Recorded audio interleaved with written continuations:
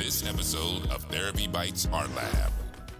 Hey T-Ballers, welcome to today's episode. We are privileged to have Louis Shulman, a digital expert, a technology expert. He is actually stepping out of the matrix to come to us today to tell us how to stay sane in the digital age. That's right, we're going to talk up next, decatastrophizing digital. Join us for the episode. Welcome to Therapy Bites Art Lab, where Dr. Heath and his special guests share real-life stories of helping and healing, fresh from the actual therapy couch, while taking a bite out of common counseling missteps and misconceptions. And now, here's Heath and the TBAL Team. Louis, welcome to the episode today. We really are glad that you're here. And the reason we were so excited to have you on the show is my belief, of course, is that we are in the digital age and there's more to come. It is just inevitable. And I talk to plenty of patients that are still catastrophizing this little demonic device right here called the cell phone. And they look at it and I ask them to do things on it and they just say that they're so confused. And then I get to thinking, well, you know, we're gonna have digital currency and we already have non-fungible tokens, NFTs, but it's been my experience when you start to talk about all this digital mumbo jumbo, this tech-mo-malol-ogy, as one of my favorite Hulks would say, that was Scar Hulk from Hulks in the Agents of Smash. He called it tech-mo-malol-ogy. People's eyes begin to glaze over. Have you seen people do this, that you start talking this techie stuff and man, they're just out of here? I've seen it happen many times, and thank you for having me on the podcast. I think, people don't fully appreciate because of how much things have so fundamentally changed in such a short amount of time. We don't really give people credit because I guess some people just are keen to adopt quickly and just jump right in. There are people who like technology and just makes sense to them inherently and intrinsically and without any effort.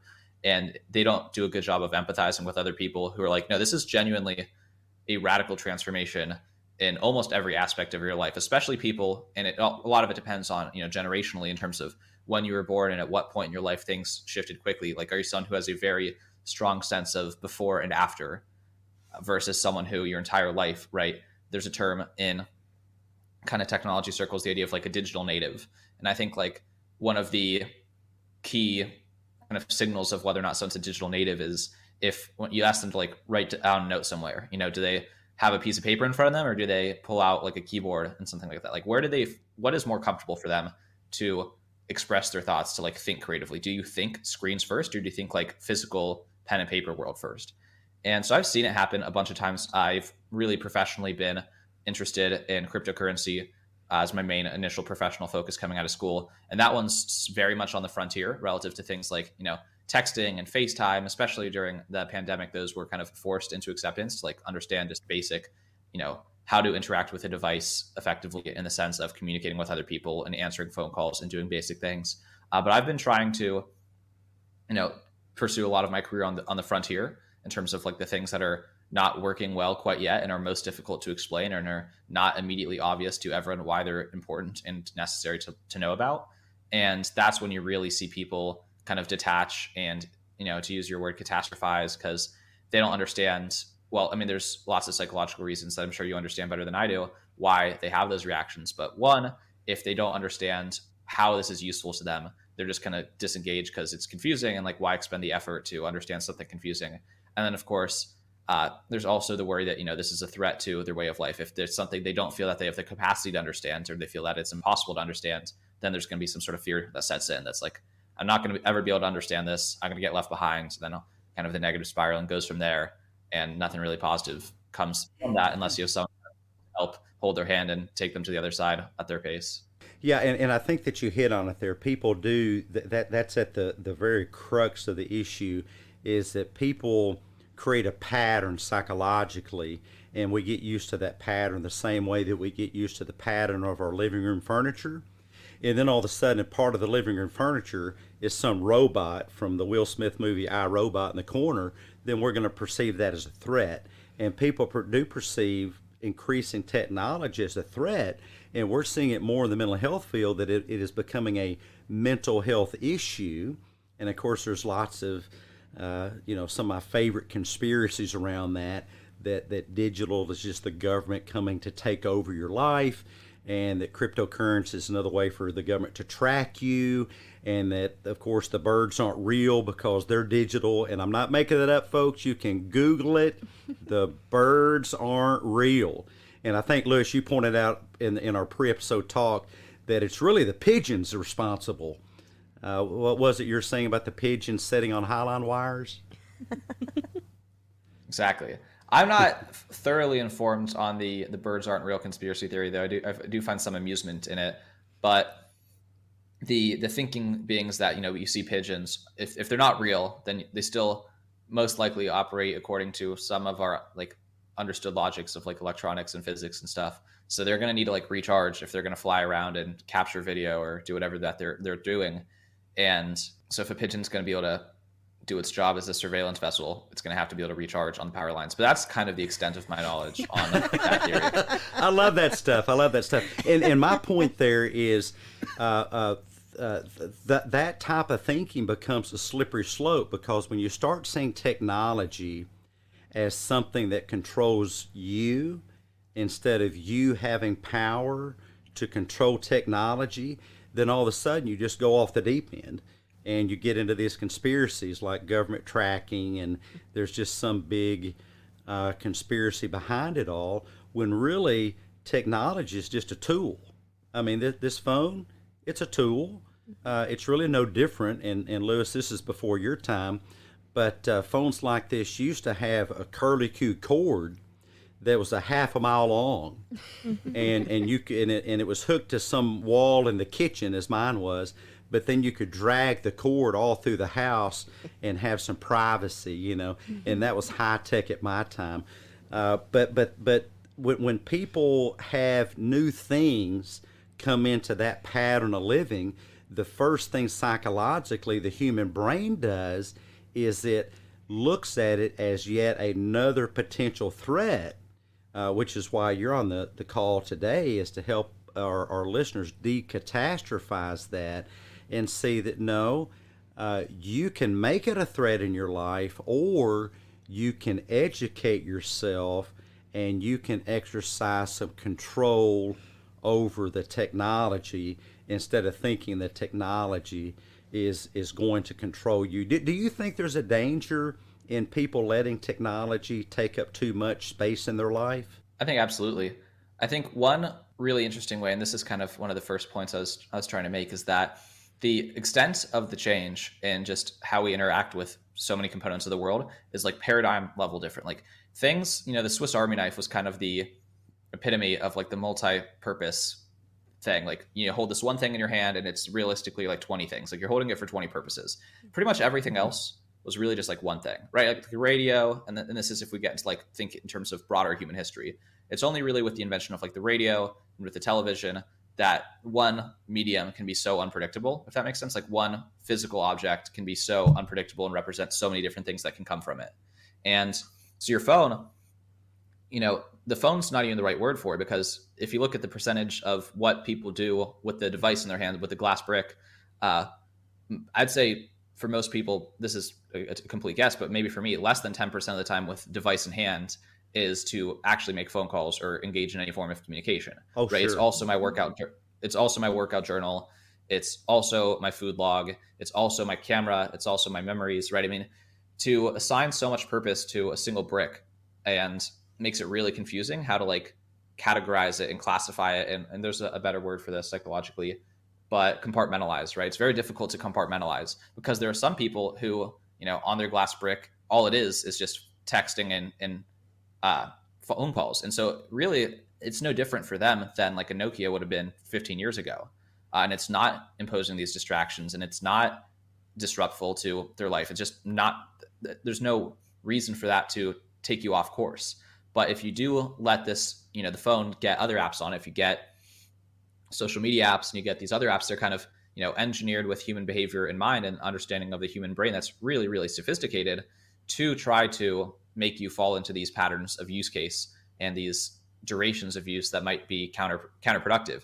And I think a lot of people this also is another important kind of psychological concept is in terms of like the blame and the guilt, right? Do you blame yourself? Do you feel guilty if you've downloaded an app, right? Just kind of innocuously downloaded an Instagram, you downloaded a Twitter, and then you're up against an army. You're up against an army of people who try to engineer like a set of circumstances, right? With the colors and the lights and the buzzing and all of these different triggers and cues to make you interact in a certain way. And it takes a very special, either one, like something lucky, right? Usually it might be something bad that happens to you, but it in hindsight becomes very obviously lucky. If something bad happens in your life and you realize what was the cause, you're like, it's because, I was on social media while I was driving that I got in this terrible accident or something. Like it usually takes some unfortunate intervention for people to pause and reflect and be like, okay, something here's not right. And then people start to like, again, this is very similar to my journey. In a lot of ways, it wasn't a car accident or something. It was just like, I wasn't doing as well in school as I would have thought. And that was what forced the reflection. But for the majority of people, if their life is kind of comfortably okay, they're not going to realize how far they kind of descend into, I call them like these infinite rabbit holes, right? An infinite YouTube feed, an infinite Reddit thread. And either until you're fortunate enough for just someone to stop you in your tracks and be like, what's going on here? Then you start to get a kind of mindful person who's aware, okay, now I'm going to start doing something. And that's where we can get into some like tools and recommendations and constraints you can put on the devices. But it's really challenging for people the odds are just not in their favor to come to that realization on your own without someone kind of stopping you and saying, what's going on here? Oh, I completely agree. And we teach, along with the accurate realistic thinking, it's called metacognition. Metacognition is thinking about your thinking. And we can decide, we have the power to decide what to think about what you call the glass box. I've never heard of that before. That's a great term. But I think it's an opportunity. I mean, for instance, here's a quick tip. We drove vehicles for decades before this glass box existed. What does that mean? That means that even today you can drive your vehicle, news alert, believe it or not, without this device. Therefore, a pro tip, you can put this box in your glove box. When you first get in your vehicle, put it in your glove box. Now don't be reaching for it while you're driving, and you can create a pattern where that's just what you do. I mean, I've taught patients who have children the safety regarding a child in the back seat. What can you do?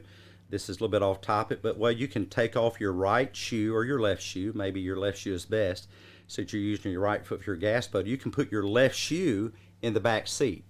Now, strangely, you may forget that your kid is in the back seat, but I guarantee you, if you step out on the cold pavement or the hot pavement, depending on the season, without your left shoe, you'll be reminded to look for your shoe. It can save your child's life. But putting this in the glove box or in the trunk, maybe better off in the trunk if you're tempted to get it out of the glove box, may save your life. Because I used to travel a lot. It would blow my mind. I would see people eating pizza with their left hand, trying to text with their right hand, and I guess they're driving with their third arm or something. They're driving with their leg. And it's just crazy, and it's really an impulse control problem. What are some ways that you control the intrusion of technology in your life, Lewis? Because I mean, man, you're on the front lines. You're an expert at this. I would call myself a self-experimenter who's been trying for a long time to get better at it. And if that qualifies me an expert, then thank you. But no formal qualifications as a technology person, just someone who's been distracted and then cured myself from that distraction a series of times.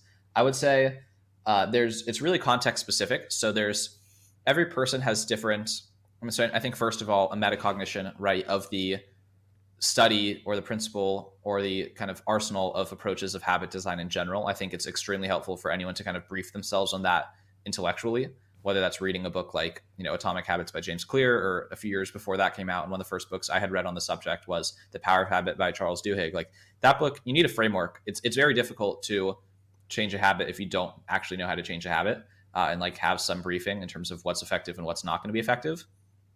And when you have kind of one of those basic frameworks, then you can start thinking them through and kind of step-by-step applying it to whatever is challenging you and standing in the way between you and, again, for lack of a better phrase, like the life you want or the life that you think you should be living instead. So for me, for example, I'm still someone who's very prone to getting distracted by Twitter.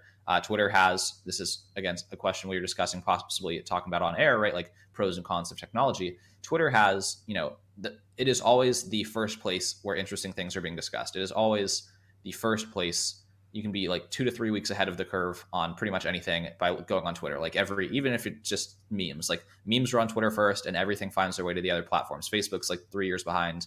And so it's really useful if you're like in a cutting edge field, like if you're in cryptocurrency, like the newest projects that are most lucrative are going to be discussed there first. But of course, that's insanely distracting as well, because there's also a lot of nonsense on there and there's a lot of humor. And it's just, again, like I said earlier, well designed to keep you engaged. And the problem is that, just like the device, the glass box is multi-purpose, so is Twitter, right? Twitter also might be my only form of contact with some people I like to talk with regularly. So I might go on there just to send a message to someone. And then, you see, oh, breaking news, XYZ is just happening. Elon Musk is doing something attention worthy. And then next thing you know, you're gone. And so I use a Chrome extension that when you open Twitter, all it does is it just shows you your inbox, just your messages, and it literally blacks out the rest of the screen. Like you can't use it. You have to make a very deliberate choice to say, am I here to see my messages, or do I also want to take the next step? But if you just pull up the homepage and it shows you everything, it's like the same paradigm of walking into a room, and then by the time you make it through the doorway, forgetting why you walked into the room. You go into your garage and then you walk back in your house empty-handed. Like, why did I go there in the first place? And that's kind of what these devices will do to you. They'll disorient you. So for the platforms that you have an awareness are most troubling for you, and I have the same thing for YouTube, right? So I open YouTube. YouTube's primarily a knowledge engine, right? You go there because there's something you want to learn. But if you go on your homepage, it's going to show you all the videos that it thinks you're going to like, which you are going to like because it knows a lot about you. And so if you go on YouTube and have it block out the recommended videos, block out the For You page, block out, I thought you might like this, block out the comment section because people say outrageous things, and you just make it a database of, a billion really helpful tutorials, then it's super constructive.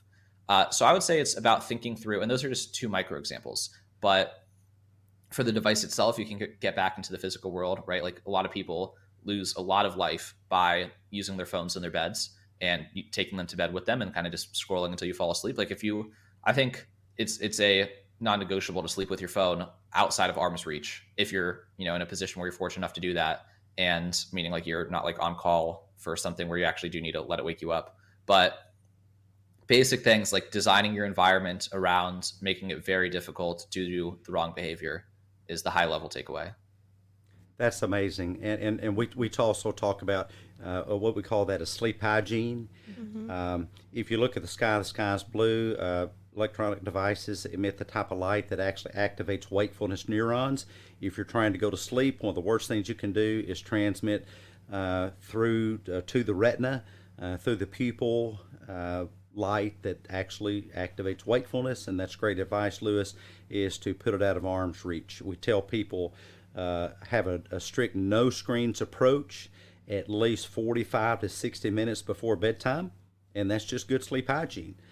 Put your phone on the desk or on the chest of drawers or whatever. Just get that out of reach, because getting up and looking at your phone, or not getting up and looking at your phone, or going to the living room and looking at your phone when you can't sleep actually just wakes you up more.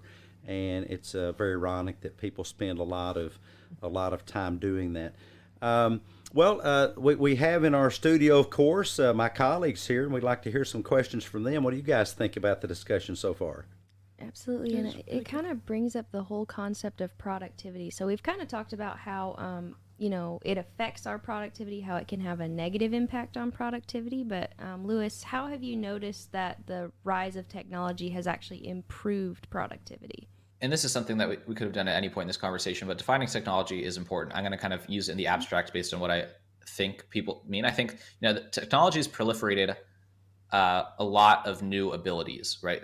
I like the framing of the tool is the right mental model for thinking about technology. It is, you are able to, just like a hammer is able to drive a nail through a wall a lot more easily than a fist, just because it's built in such a way that it requires less effort and is more effective. Technology is just a set of really purposely built tools to accomplish other things. So, I studied in school computer science and programming. So for example, technology is a tool for doing math, right? If you need to do a series of math calculations or generate some output, instead of doing that by hand, you can literally, write some logic that would do a million operations in a second. So that's, if we're talking about productivity in terms of like effort and time involved to achieve an outcome, if you have the right tool for whatever job you're going for, technology is going to massively accelerate that, sometimes by orders of literally millions. I would also kind of say with technology, an interesting, productivity gain is one of the, I like to use the term primitive, and I believe this is, again, a borrowed term I've listened to on another podcast, but it's basically like another fundamental building block in terms of what you are able to do that you're not able to do previously. So technology is extremely useful at indexing, right? So just search is a fundamental breakthrough that people used to go waste hours of time just plainly looking for something.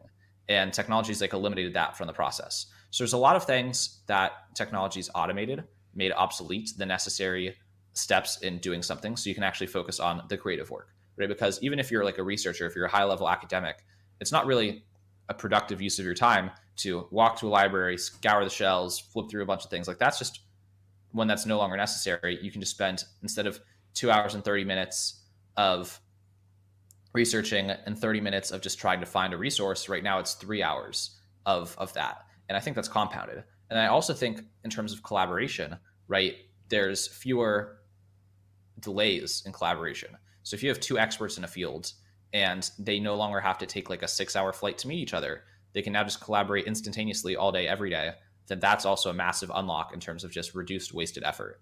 So if we define productivity in the abstract, I generally like to equate it with effectiveness, because there's like a traditional definition of productivity in like an industrial setting, which is, how long does it take a person to crank widgets? How many widgets can they crank in an hour? But I think majority of people now, especially podcast listeners, kind of work in the domain of knowledge, where your output isn't just so, again, fungible, right? Where it's not like this additional unit. Like one research paper is not equivalent to another research paper because the units are different. Like one might have a huge impact and lead to breakthroughs and the other doesn't, but the actual unit of the research paper is different. But I think it just has, one, reduced a lot of time from unnecessary processes, and then also unlocked additional avenues for collaboration and discovering information. And then again, there's a term like tools for thought. And I don't know who coined this term, but like bicycles for the mind is another really good example of it. So even just like visualizing ideas. So there are things called like graph databases, where instead of just like a spreadsheet where you just have like rows and columns, you can actually have a graph database where unique elements are connected to each other, kind of in like a network, like similar to like how the brain is structured. And visualizing things and that idea can like lead to new, or in that methodology can lead to new ideas. So I just say it's like a set of tools that enable us to think in new ways, but also just have abstracted away a lot of redundant effort. What strikes me about that is that there are billions of people now on the planet who are benefiting from this, and they don't even know that they're benefiting from this. I mean, I'm a guy that came up in undergrad school in the early 80s, and I very well remember going to the library and sorting through microfiche. Anybody in the audience remember microfiche? Sure. You're all too young for that. Maybe there's a couple of us that aren't too young for that. Debbie's sitting here grinning.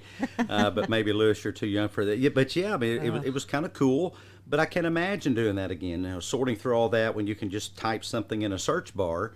And when I was doing papers, you could not be more correct. I would actually have to travel to the location of who I was going to interview. And now, well, gosh, we're doing it today. So my point is that people on the planet are benefiting from this in ways that they don't even imagine, and yet they're still catastrophizing the presence of technology on the planet. Maybe just real quick, can you think of some ways that people are benefiting from this technology, Lewis, that they may not even realize? The fact that the price of goods in like the United States has not increased so dramatically over, like, basically just the fact that technology has been deflationary on prices, in the sense that things have become less and less expensive over time. Like all of that, you can basically credit technology. And because it's compressing steps, making things more efficient, which again lowers costs. So the reason that quality of life, and we can discuss, this is quality of life in a very materialistic sense, not in a, let's call it like affective, subjective sense, because a lot of people, right, have more material affluence but aren't happier, and that's a whole nother conversation.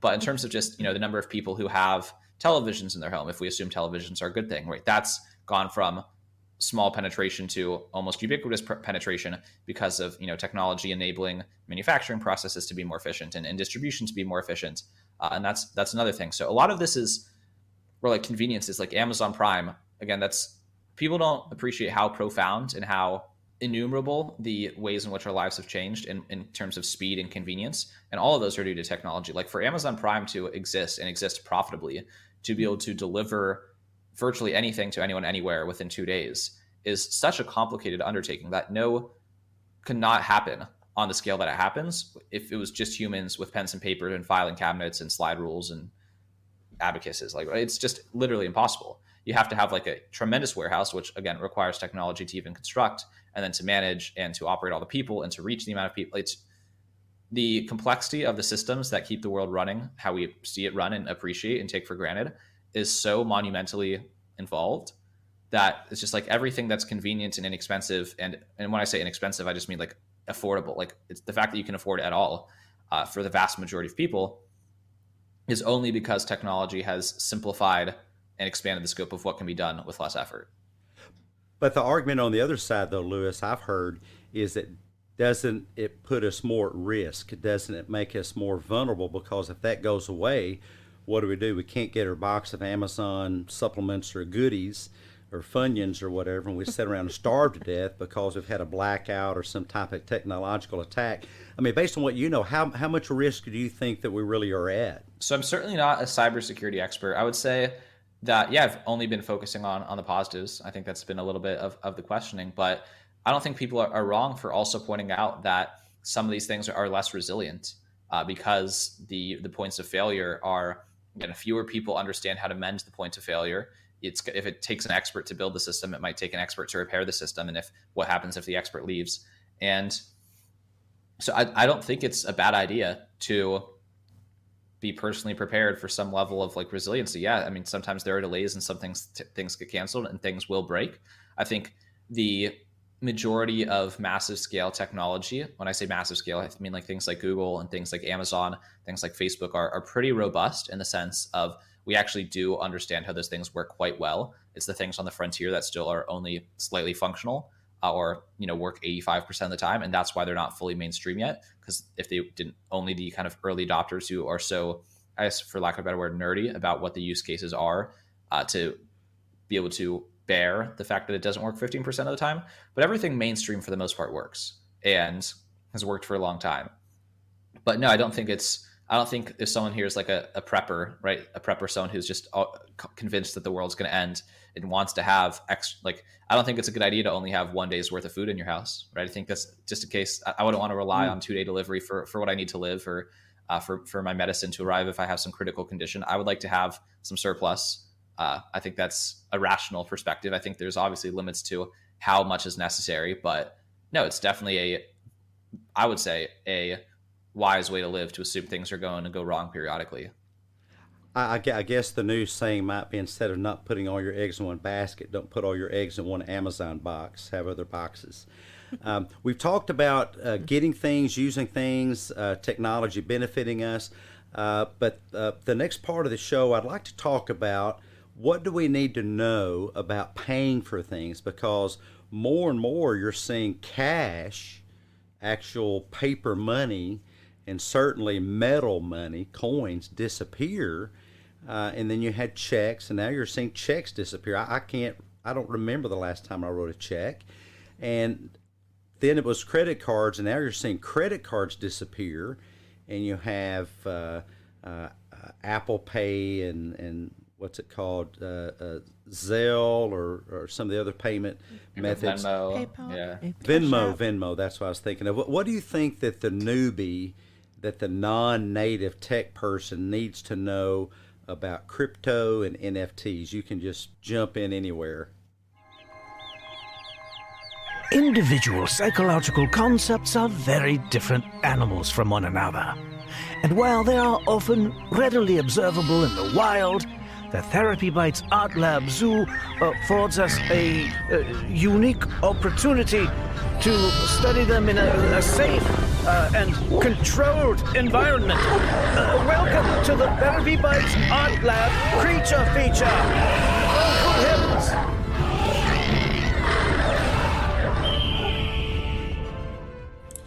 T-Ballers, welcome to this episode's Creature Feature, and boy do I have a story for you today. So once upon a time, there was a little gray gnat, gnat standing for negative automatic thought, of course, a little gray gnat who thought that everything should be ideal and perfect. This little gnat thought his life should be a fairy tale, that he should have all the wealth, all the possessions, anything his little gnat heart could desire. But whenever he noticed that somebody else had something he perceived as better or different, the gnat would shout, "It's not fair!" He would become so upset, and he would just get himself into a tizzy over pretty much nothing. Now, the moral of this story, listener, is that if you ever come across the fairy tailing gnat in your own mind, just remember, it's normal to not have everything that everybody else does, and it's normal to not get our way all the time, okay? The best way to overcome this little gnat is with Artie's accurate, realistic thoughts. I hope you enjoyed this story, listener, and I look forward to the next Creature Feature, and I hope you really enjoy the rest of the episode. Catch you next time. Bye! Thank you for joining us for the Therapy Bites Art Lab Creature Feature. You're listening to Therapy Bites Art Lab, bite-sized therapy for your brain with Dr. Heath and the TBAL Team. The best advice on the net. No copay required.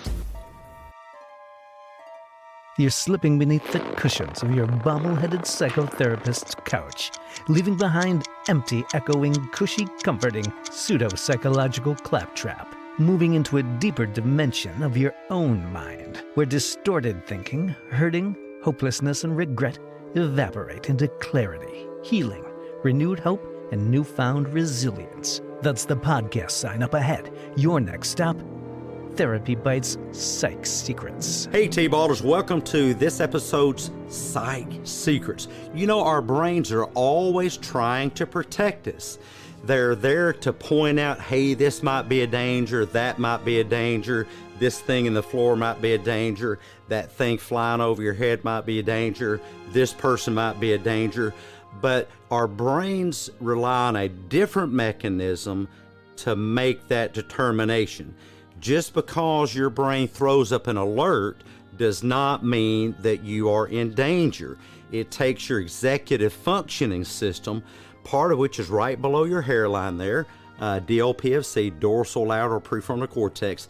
Use that power part of your brain. The power player, the bus driver in your brain, is your executive function system. You can't use an emotion to determine if you're in danger. Your emotions are just an alert system. It's up to a different part of you to decide whether there's danger here. Your brains are trying to protect you, but sometimes they go overboard, resulting in a false positive. That is, there's danger here. You may think there's danger here, but think again, maybe it's not dangerous at all. Maybe it's just difficult. Difficulty does not equal danger, but it's up to you to tell the difference. Your emotions can't do that for you. Thanks for joining today. Catch up with the next episode right after this. Once again, Doc Heath rips the cushions from the couch, dishes the dirt, lets the cat out of the bag, uncorks the bottle, letting the genie escape, and blows the lid off of another of the universe's psych secrets. Here's Heath and the T-BAL Team.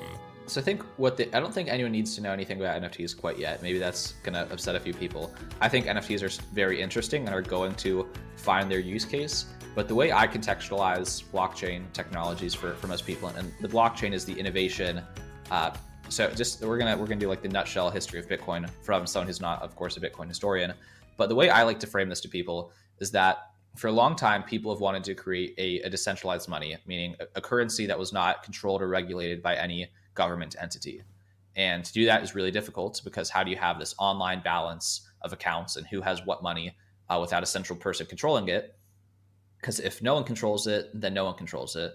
But if everyone controls it, then everyone can alter everyone else's balances, right? So it's like a really complex incentive problem to figure out, like, who can we trust? What permissions can we give people? Who can edit what? Like, how's the system going to be designed?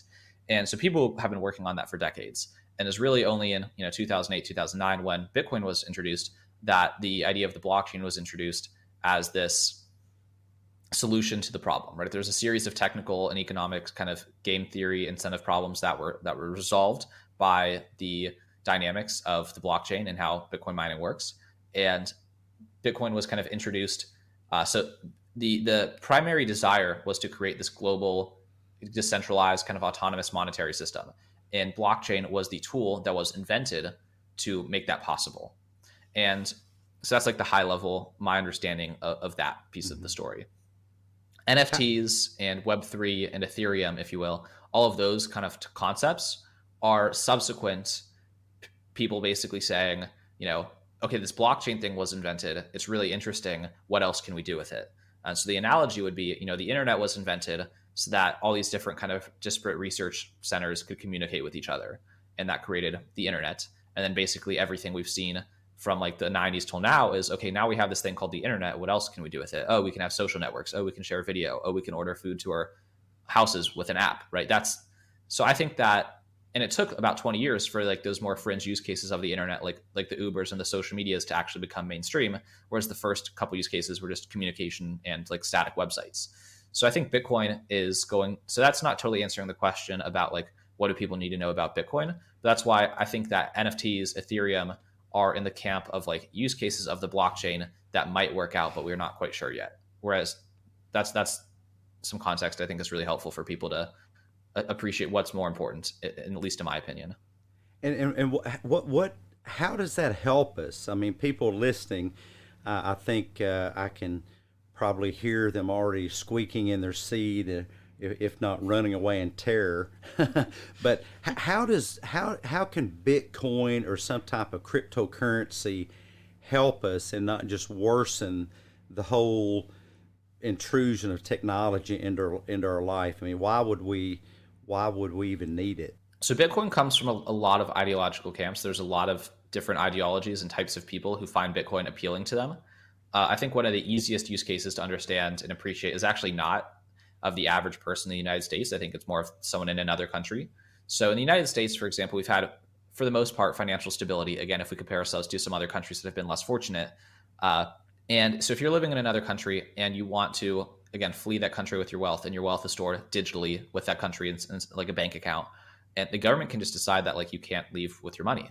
And so if you have something like Bitcoin, if you're a refugee and you can store your wealth in this neutral kind of stateless store of account, then you can, flee a bad situation without losing your life savings.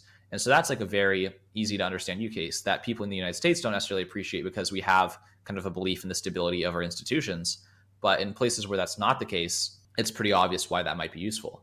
And then as far as in the United States, Bitcoin kind of was birthed in, you have to think about the time period it came about, was like kind of late financial crisis in the middle of it. And that's when, the government was bailing out all these banks, and people felt like, they were the ones shouldering the burden of those bailouts. And like, that's why there's like a message inscribed in the first Bitcoin block ever written. That's like, it's the headline of a paper in London that day. That's like the chancellor is on the brink of giving its second round of bailouts to the major banks. And basically people feel disenfranchised, that they don't have a strong say over how the government's making substantial decisions about the currency. And so they wanted to be able to have something with a predictable supply schedule. So just like we saw during the pandemic, whatever your opinions were about COVID and the policies in response to it, the government had decided that this is going to be really difficult for some people. Let's send them all money. Let's print money out of thin air effectively and give it to these people. So then everyone who was holding US dollars felt that their piece of the supply was kind of diluted because, trillions of dollars were just invented out of nowhere. And some people would prefer to have a more predictable savings technology in the sense that, Bitcoin has these rules that it'll only ever be 21 million coins, and not physical coins, but 21 million kind of units of Bitcoin. And that means that no government can decide that this crisis warrants creating additional units. Like, the system is designed such that that can't happen. So if you're holding Bitcoin, you just feel more secure that as time goes on, it's going to remain valuable. And some people just think that that's valuable. It's the same reason that a lot of people have referred to Bitcoin as digital gold, because the government, in a world where the government denominates currency based on gold, and they actually have to have gold in some vault somewhere to, decide how much value their currency has, the only way for them to issue new currency is to go out and find more gold. So they're constrained by the laws of physics. Whereas in the present day, kind of like fiat economy, where they rule by fiat or by decree, they can say, this is a crisis. This crisis is so bad that it warrants printing additional money. Now there's additional money, and everyone who holds the money is kind of diluted. So Bitcoin is an attempt to bring some of the properties from gold in a digital sphere, like replicating the same truly physical imposed limits. Like it's impossible to just manifest more gold. Like you have to go out and dig it and find it. And that's really difficult. And that prevents it from being done arbitrarily. How can we design a system in the kind of online universe that replicates some of those properties? So you don't have to transfer bags of gold with you if you're like a refugee or something. And that's just, again, because I've heard stories, tiny piece of the equation. There's so much more to it. I don't want to I don't think people should feel secure, like in the sense that this represents all of it, but yeah, just a teaser. Well, and that's a great teaser, because I've heard stories of some war-torn countries that would just continually manufacture money until literally it wasn't worth the paper it was printed on, and people would have to have a wheelbarrow full of money to buy a loaf of bread.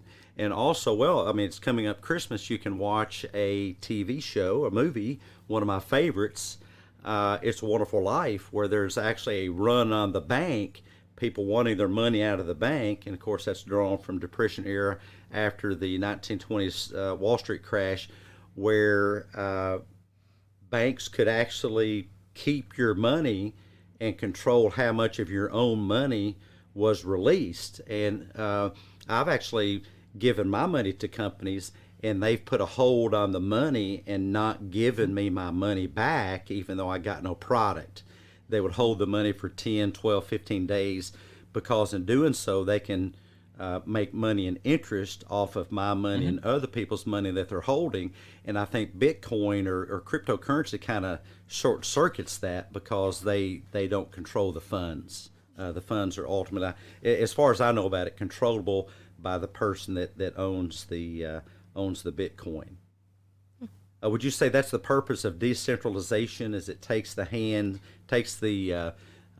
control out of the hands of a precious few at the top of the heap and puts it in the hands of those that actually own that resource?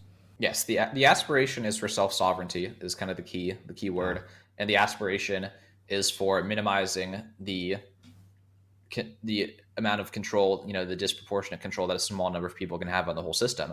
And of course, there are still trade-offs and limitations to how far that can go. There are still groups of people that have more influence over Bitcoin than others. But at the end of the day, it is a fair system. No one has any advantages. There's no like nepotism. There's no people for the most part involved. And I say for the most part because these things are complicated. And for anyone like interested in learning more, I'd encourage you to do so. But it is vastly more difficult. There's no group of people that can aggregate 10 people and kind of make a decision that affects everyone. It is supremely complicated and extremely high effort to make any fundamental change to the core rules. It's to the point where enough people are confident enough that won't happen to be invested in it pretty substantially. In other words, Bitcoin and crypto is not a government conspiracy to track people, control people. It's actually, the term is, you said, would you call it digital sovereignty, personal sovereignty? Self-sovereignty. Self-sovereignty. That's a great term. It is self-sovereignty to actually put individuals more in control of the resources that they own anyway. And I'm sure the government's not happy about that, though. It's not off the table. This is, again, me just kind of speculating, having fun here. As we don't know the origins of Bitcoin in terms of, who published the idea and who they are and where they came from. It is an anonymous publisher, pseudonymous publisher who put it into the world, and that their identity has never been revealed. So we don't know for certain who it came from or what their motives were. We can kind of piece together and decide if we believe them or not, because they've published a series of essays that went with Bitcoin, kind of in online forums, elaborating their ideology behind the decisions that they made, which don't make you think they're a government actor, but of course you never know. But I would say there are reasons governments would or would not like Bitcoin. It's kind of a game theory problem, because if you're a government who adopts Bitcoin first and you're right, and that does truly become like a global neutral store of value in the sense of gold, and you're the first one to acquire it, you're going to have an outsized portion, versus if you're later to the party and what you've accumulated early is going to become very valuable relative to what everyone else has. Versus, of course, if you're late to the party and you're the government who's like, oh, this, it's not going to work, it's going to break, I don't believe it, and you miss out on it, and now the world's transacting in Bitcoin and you're the last country to kind of transition your wealth into it, you're going to be substantially behind from that perspective. But again, this is a grand experiment, and we're still waiting to see the consequences play out. But I think that a government could be excited by Bitcoin, because if their people do have a true predictable savings technology, then they're going to be, and again, this is the theory here of incentives, they're going to be incentivized to make better long-term decisions. If they don't feel like their money is going to disappear and is going to become worthless if they hold on to it in their bank account, like a culture of savers is not necessarily a bad thing, because savers are planning for their future, they're making good decisions, they're thinking long-term, they're starting families, they're investing in businesses, they're building infrastructure because they see long-term prosperity, and they want to invest in things that have like a long time horizon and won't pay off immediately, because they're secure enough to make those terms, like those positive community decisions. Versus if everyone is hyper concerned about inflation and they're afraid that if they don't spend their money today, it's going to be worth 30% next year, then they're just blowing it all on frivolous purchases and live for today, don't live for tomorrow. And like a short-term society doesn't build and achieve great things the same way like a long-term oriented society does. So if Bitcoin helps, not helps, but gives governments no choice, but to this is going to be how their citizens operate with money, and this is going to be the new paradigm of saving and wealth, then a long-term society is definitely going to be, in my opinion, more prosperous than one that's focused exclusively on like the short-term aspects of life. And to kind of, as we kind of come to a conclusion of our show, we have about 8 minutes left here, and to pull in some comments from my esteemed colleagues here. What are some top tips do you think we can leave listeners with on how to stay sane with all of this information? Because some are going to listen and say, this is just information overload. I don't know what to do with it. I'm still trying to figure out how my freaking cell phone works. I mean, what are some top tips or questions you guys might have for Lewis before we wind up today's episode? I mean, I think baby steps, as long as you're taking steps forward to learn about things, you are progressing. So, if we just kind of get the deer in the headlights look and we just stop and try to avoid all of it, it's going to keep progressing without us being able to kind of keep up with what's going on. So even if it's just as simple as spending 30 minutes on your phone trying to figure out, okay, what does this button do? What does that button do? Or asking, a grandchild or a friend of a child or something like that, or even an adult child, how does this work? Just being willing to learn about different things. Bouncing off of that, one of the questions I had was, in your everyday life, Lewis, do you find yourself at times taking a break from technology to kind of just go back to whether it's writing a note to a friend or a letter, or just kind of going outside where there's no internet and no cell phone, just kind of enjoying like nature and stuff? Yeah, I would say as much as possible. One experiment recently that's been hugely beneficial has been kind of removing passive consumption. So if I'm at the gym trying to, the only reason my phone's there is because it's the workout log, but I don't want to be checking my texts. I don't want to have headphones in. I don't want to be listening to music. I want like that reduction of stimulus. So the short answer is as much as possible, as much as like not professionally necessary. I would say going to play like a sport, like shooting hoops or playing Frisbee, and just doing that, no phone, even no watch. Cause I think like even, I don't know, maybe I feel like the watch is another thing that kind of brings you back to time. Then time makes you take up your schedule. Then you want to like go get your phone and look at your calendar. It's like no watch, no anything, just like throwing the Frisbee with a friend or walking the dog or taking a walk, truly unplugged. And of course, I also think like, a lot of people, if they just go to take a nap, right? If they take a nap inside or outside, will have the music on in the background or the TV on in the background. But like just like the pure silence, lack of stimulus, that is so critical to like staying sane. Awesome. Thank you. And I would say, with the generation and where I am in life, I just want to say, too, that it's important to know that you're never too old to learn. You have to just be willing to learn. Like Sarah was saying, ask somebody. I have 2 daughters, I ask. Yeah, go find a kindergartner somewhere. I'm sure they know as much about technologies these days as anybody else. And just kind of closing out the episode, I'd like to add that the most powerful thing in your relationship when it comes to technology is the off button. And Lewis alluded to that with the passive consumption. Don't sit there and passively consume a TV show. Pick up the remote, get I don't guess TVs have off buttons a lot these days, but get up and walk over, hit the off button on the remote, turn off your phone, and I mean completely power the darn thing down. It actually deletes a lot of garbage in your phone if you power it off, and have that conversation with your kid, with your wife, with your colleague, with your sibling. The most powerful button when it comes to technology is still there. It's called the off button. And you can actually YouTube it because some people don't know how to even turn off their iPhone. It's gotten confusing. Lewis, any parting words to They leave don't want with you us? to turn it off. Yeah, it's engineered to be difficult. Yep. Yeah. Exactly. Parting words you have for our audience today? Staying sane, decatastrophizing digital. Yeah, I would say for anyone who's curious in learning about Bitcoin in greater depth, I would encourage you to find, like, this is kind of counter advice to what I talked about earlier, but I think that finding an entertaining resource can actually be really constructive for learning about something because you kind of learn by accident. So a lot of how I learned about Bitcoin, like I tried for years to like watch YouTube videos and read blog posts, and I just couldn't do it. It was too hard. But like I found a novel about like the history of Bitcoin, and it's like kind of all the characters are really exaggerated and the scenes are played up. And by the end of the book, you kind of know what Bitcoin is and why it's important, but it's packaged in a story. So I think that's really helpful for people who are curious and want to find like a more approachable method of learning. But on the broader theme, and so the book I used was called Bitcoin Billionaires. I like to give that a shout out because it's been extremely helpful for everyone I've ever recommended it to. But in terms of, big themes, I would just say don't wait for that unexpected bad life circumstance to be your only catalyst to do some reflection on your relationship with technology, if it's everything that it could be, if there's some low-hanging fruit, some easy opportunities to really make things a lot better. But yeah, for me, my journey, learning about habit design in the abstract, in the intellectual, is kind of what gave me the footing to make all these kind of series of really beneficial compounding changes that have endured. So I'd say learn about habits intellectually, just like read a book about habits, and your life will not be the same.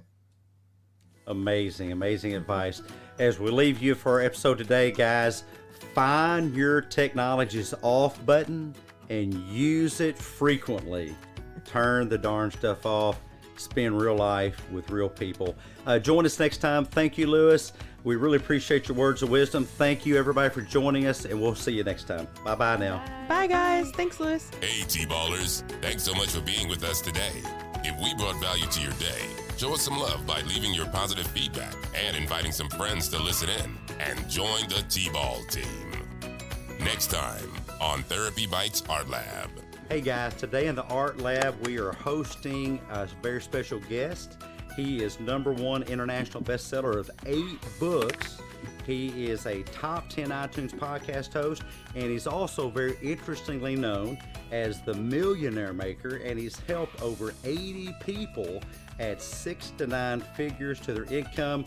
We would like to introduce, for your pleasure, on an episode called The Secret Psychology of Spirituality and Success, author Nikki Ballou.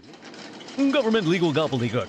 Therapy Bites is not intended as a diagnostic or as an alternative to professional clinical treatment. Resources and advice are for information and entertainment purposes only. Brought to you by someone saying things you don't like? Tape that nagging loudmouth shut. Government-approved speech tape. Gas tape. Now available at your local hardware store. Therapy Bites Art Lab is not an approved, endorsed, authorized, butt-kissing affiliate of the United States Special Offense Assessment Police. SOAP for short. Warning. Consumption of Therapy Bites Art Lab content by Kool-Aid drinking, stinking, thinking, social media, pseudo-psychological pushing, wacky woke, anti-free speech, mumbo-jumbo advocates may cause spontaneous internal skull combustion, stomach discomfort, and/or laxative effects. Allergy warning. Therapy Bites is manufactured in a facility that challenges nutty distortions, processes nuggets of accurate, realistic thinking, and life-affirming beliefs. This is the audio version of the legal fine print. Why are you still listening to this when you can catch the next great episode of Therapy Bites Art Lab with a good friend or family member? Really? Are you still there? This is getting silly. Move on to the next psychologically thrilling episode of the best advice on the net. No copay required. Me eat copay. Yeah, with Dr. Heath and the TBAL Team. Go ahead, don't be podgoraphobic. Scoot, scoot, scoot. On to the next episode.